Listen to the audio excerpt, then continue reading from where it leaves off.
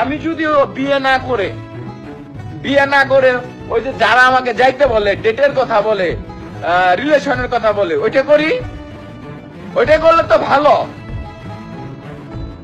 ওইটা করলে ভালো হয়। আমাকে কোথায় দেখেছেন যে আমি প্রাক্তন কিংবা তার ওনার ব্যাপারে কোনো কথা বলেছি কোথাও? এই এতদিন গেছে আর আমাকে নিয়ে প্রতিদিন 10টা-15টা করে ভিডিও ছাড়ে। কেন আমাকে নিয়ে ভিডিও ছাড়তে হবে? যে স্বামী ডিভোর্স হয়ে গেছে তার নামটা নেওয়া হারাম। আপনাদের এটা বুঝতে হবে যে কি জন্য ডিভোর্স হইলো, কেন আমি তাকে একদিনের পরিচয় বিয়ে করেছিলাম, আবার কেন ডিভোর্স হয়ে গেল। কিন্তু আপনারা কোনো ছেলের সংসার নষ্ট করেন না, স্বামীর জীবন নষ্ট করেন না, কাম করবেন, আপনারা দোষ দিবেন জামাই দোষ দিবেন। পাগলের মতো ঘুরছি যখন জামাইরে, আগের জামাইয়ের লগে পরকিয়া করছে আমার বাসায় থেকে, পাগল হয়ে গেছিলাম বৃষ্টির মধ্যে, আমি সেন্সারা হয়ে গেছিলাম। আমি কইছিলাম ওই দিনই তালাক দিয়ে দিমু, পরে এই যে জায়গায় বসে ঘরে দরজাতে ট্যাবলেট খেয়েছিলাম, তালাকটা না দিই, পরে হসপিটাল থেকে ওয়াশ করে না তারপরে বাড়িতে আসি, ওই ভিডিও আছে আমার কাছে, আমি ছাড়ছি, কখনো দেখাইছি? আর কত কষ্ট আমি সহ্য করবো আপনারা বলেন?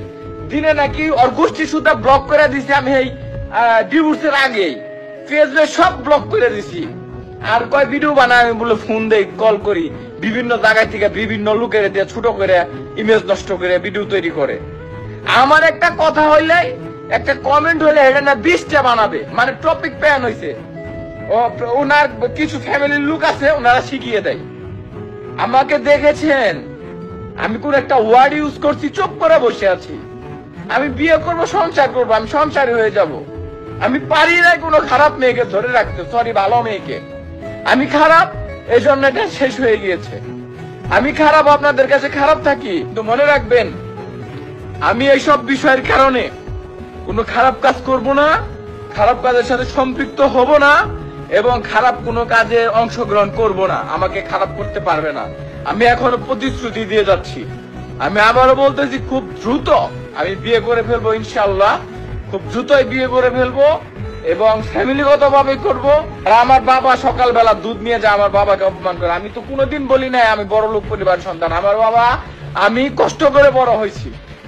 আমি আবার এই যে বুকে হাত দিয়ে বলতেছি, আমি অন্যায় করি নাই, আমার মধ্যে কোনো ফল ছিল না, আমার মধ্যে কোনো ভুল ছিল না, আমার মধ্যে কোনো ত্রুটি ছিল না, আমি রাইট, আমি সঠিক, কোনো অন্যায় করি নাই। আমার নামে মিথ্যা অপবাদ দেওয়া হয়েছে।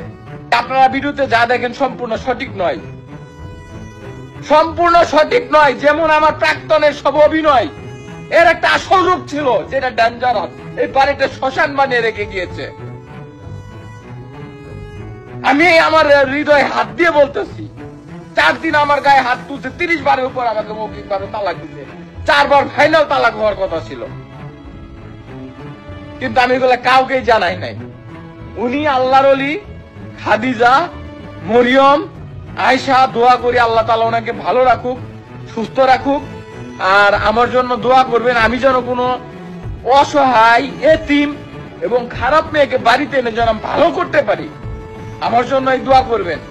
কিন্তু যেন যে খারাপ থাকে ও যেন আমার বাড়িতে এসে শুনি না যে মতে ফ্রিল্যান্সিং করে, আগের জামার লগে সম্পর্ক করে, অমুক পোলার লগে এটা করছে, বাপের বাড়ি যায় সম্পর্ক করছে, এই করছে। আল্লাহ যেন আমাকে এটা না শোনায়, আল্লাহর কাছে প্রার্থনা করি।